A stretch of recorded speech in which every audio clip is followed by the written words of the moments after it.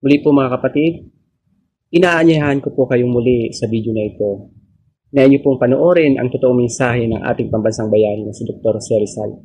Sapagkat alam naman po natin na kahit sino po sa atin ay hindi talaga naunawaan ang nilalaman ng dalawang makasaysayang libro ni Dr. Jose Rizal. Dito po natin malalaman ang buong katotohanan at talaga namang karapat-dapat siyang tawagin pambansang bayani ng ating bansa. Tara, atin na pong panoorin.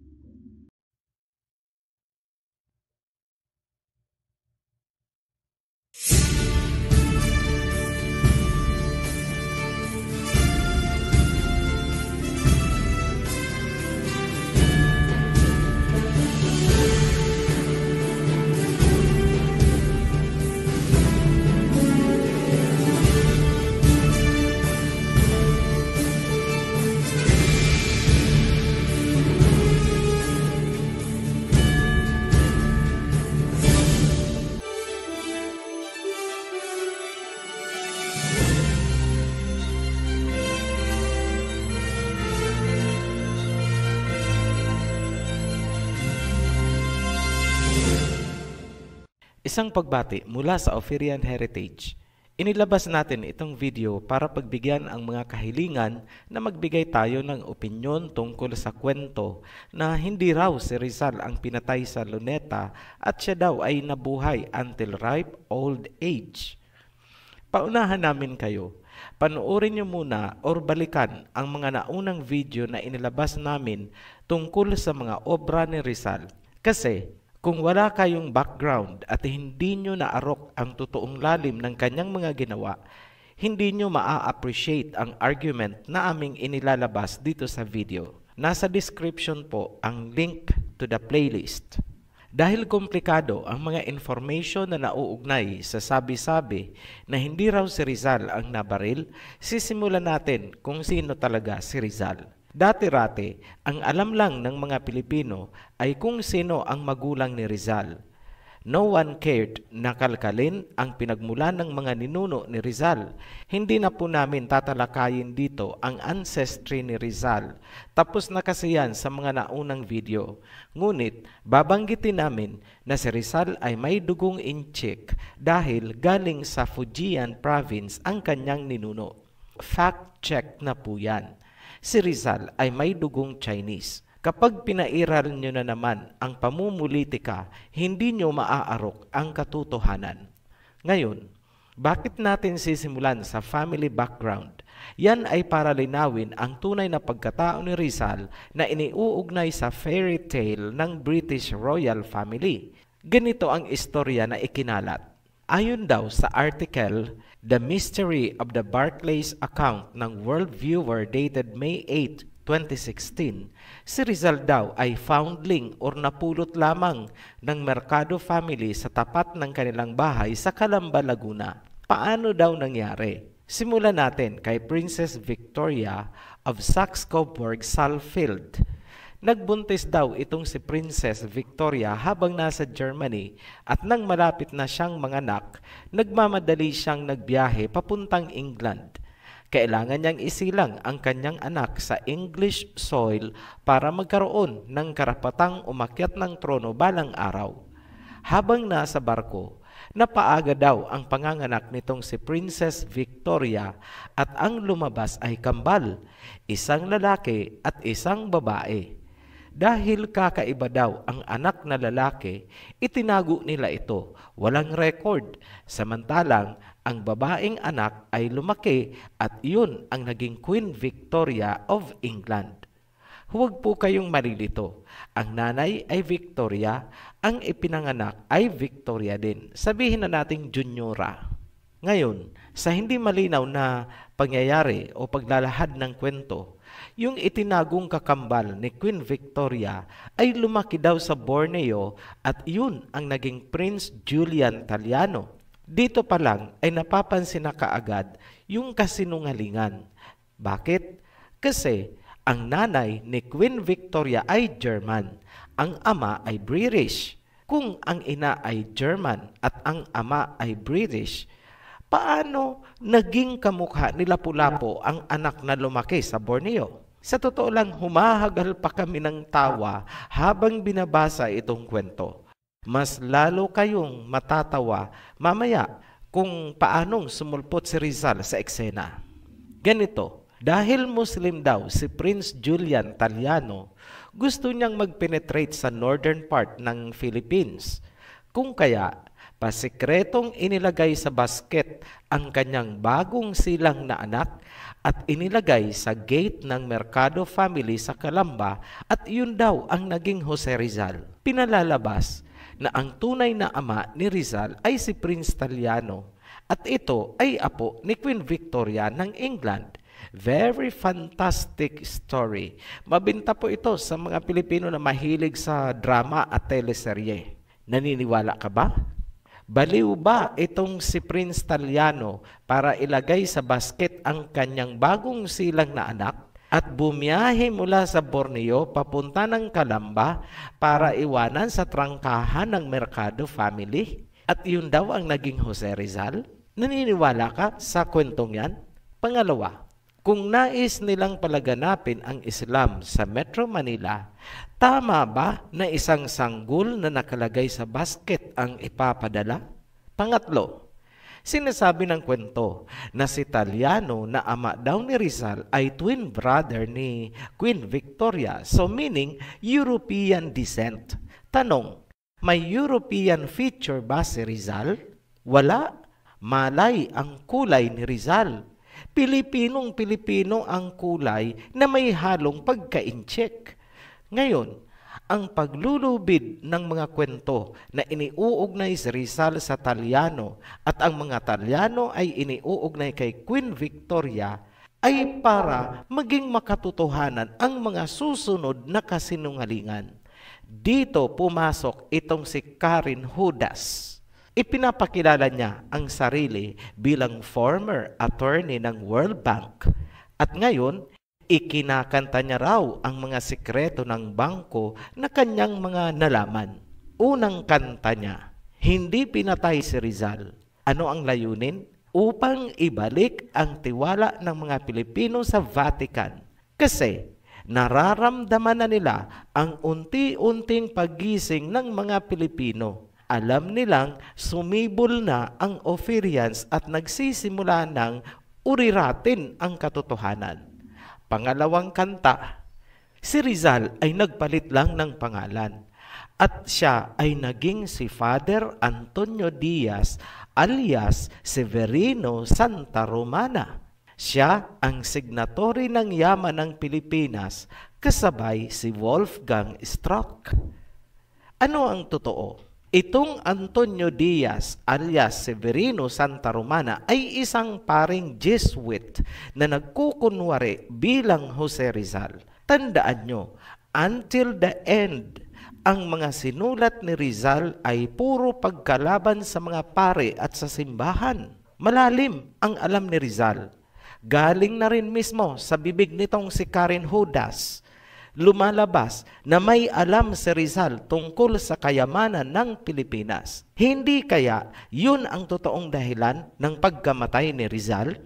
Ngayong wala na si Rizal at sumisingaw na ang sikreto at alam nilang magagalit ang mga Pilipino sa Vatican, kaya pinalalabas nila na hindi nila pinatay si Rizal. Siya si Father Antonio Diaz alias Severino Santa Romana. Isang pare. Tanong, kailan pa naging pare si Rizal? Hindi ba't isinusukan ni Rizal ang doktrina ng simbahan? Tapos ngayon, palalabasin sa kwento na nagpare si Rizal? Patawa talaga, no? Pangatlong kasinungalingan, si Wolfgang Struck, ang co-signatory ni Rizal alias Antonio Diaz at Severino Santa Romana sa kayamanan ng mga Pilipino. Lumalabas na itong si Wolfgang Struck ang naging trustee o humahawak ng kayamanan ng mga Pilipino. Ang totoo, Kung si Rizal nga ay si Antonio Diaz alias Severino Santa Romana, ito ang tanong, ipagkakatiwala ba ni Rizal sa isang German ang yaman ng mga Pilipino? Tandaan nyo, alam ni Rizal kung ano ang naganap sa Berlin Conference. Alam niya kung paanong nahuthut ang kayamanan ng Afrika at nagdusa ang mga Africans dahil sa Berlin Conference na pinangunahan ng Germany. Tapos, ipagkakatiwala ni Rizal sa isang German ang yaman ng mga Pilipino? Baliw ba si Rizal para gawin yon? Panoorin nyo ang buong Rizal series para maunawaan nyo itong tungkol sa Berlin Conference na sinasabi namin. Pang-apat na kasinungalingan nitong si Karen Hudas.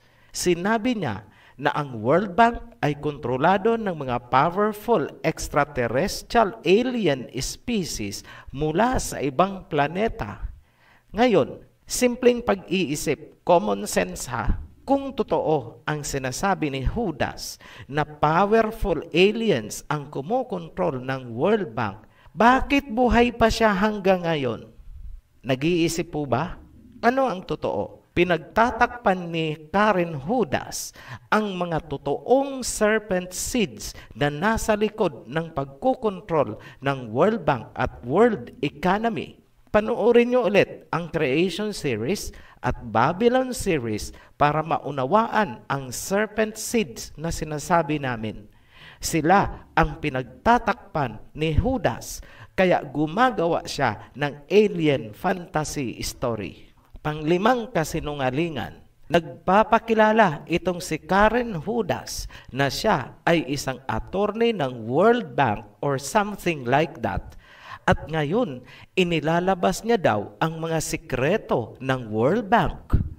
Kung totoo man na siya ay konektado nga sa World Bank, gaya ng kiniklaim niya, bakit hanggang ngayon malaya siyang nakakagala mag-public speaking para ilabas ang mga sekreto ng bangko?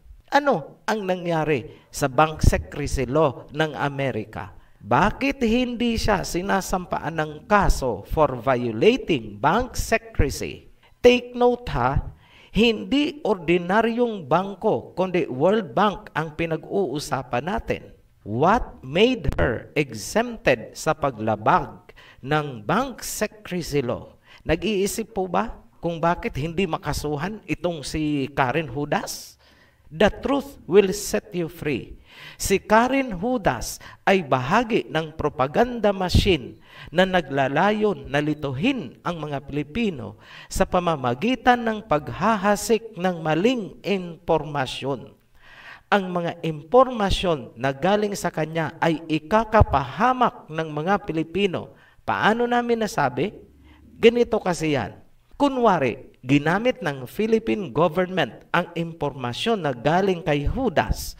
Siyempre, pagdating sa court trials, lalabas yan na bogus. Ano ang gagawin ng World Court? Idideklarang spurious ang claim at gumagamit ng mga fake documents and information. Perjury at contempt of court ang magiging kaso ng Philippine government. Kanino galing ang mga impormasyon? Kay Karen Hudas. Ngayon, ano ang epekto sa mga susunod na claim? Hindi na tatanggapin. Idideklara ng korte na sarado na ang kaso at hindi na tatanggapin ang anumang usapin na may kaugnayan sa pag-claim ng sinasabing deposit ng mga Pilipino. Paano na mga Pilipino? Nga, nagpapaniwala kasi kayo kay Karen Hudas. In short, itong si Karen Hudas ay pakawala para maghatid ng mga bogus information na magpapahamak sa mga Pilipino. Kuha niyo po ba? Ngayon, bakit ganito ang analysis natin kay Karen Hudas? Unang-una, kung talagang totoo ang information niya at sincere siya na tulungan ang sinasabi niyang humanity, bakit hindi siya makipag-ugnayan sa mga presidente ng bansa in a legal capacity? For sure, hindi siya tatalikuran ng ating presidente. Bakit hindi niya isama yung Wolfgang Struck na sinasabi niya, and both of them tumayo sa World Court as star witness to support the Philippine government?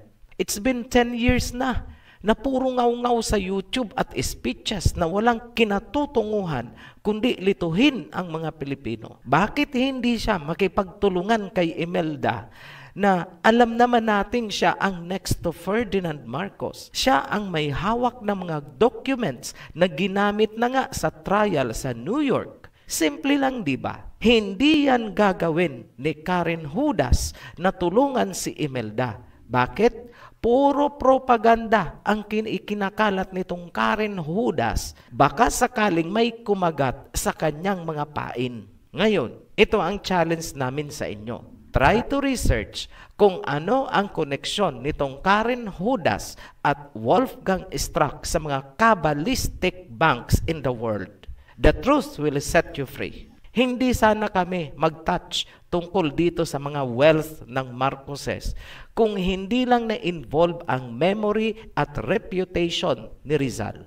Bilang konklusyon, mas malinaw ang mga dahilan para patahimikin si Rizal kaysa buhayin at mag-set up ng World Bank at gawing signatory itong si Wolfgang Struck at spokesperson itong si Karen Hudas. Si Antonio Diaz alias Severino Santa Romana ay pari.